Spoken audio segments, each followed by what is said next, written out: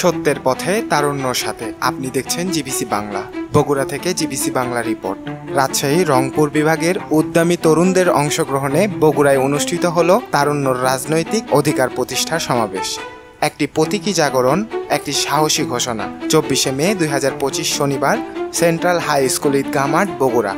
এই সমাবেশে অংশ নেয় জেসিডি, জেজেটি, জেএসএসডি সহ বিএনপির ঘনিষ্ঠ বিভিন্ন যুব সংগঠন।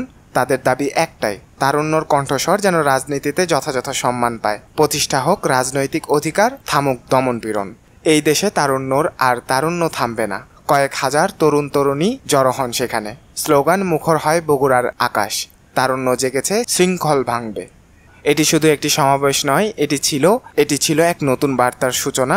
নেতৃত্ব, অধিকার, গণতন্ত্রের দাবিতে এই তরুণরা যে সোচ্চার, তা যেন দেশের রাজনীতির রূপরেখা বদলে দেয়। আপনার মতামত জানান কমেন্টে। আর এমন আপডেট পেতে সাবস্ক্রাইব করুন জিবিসি বাংলা।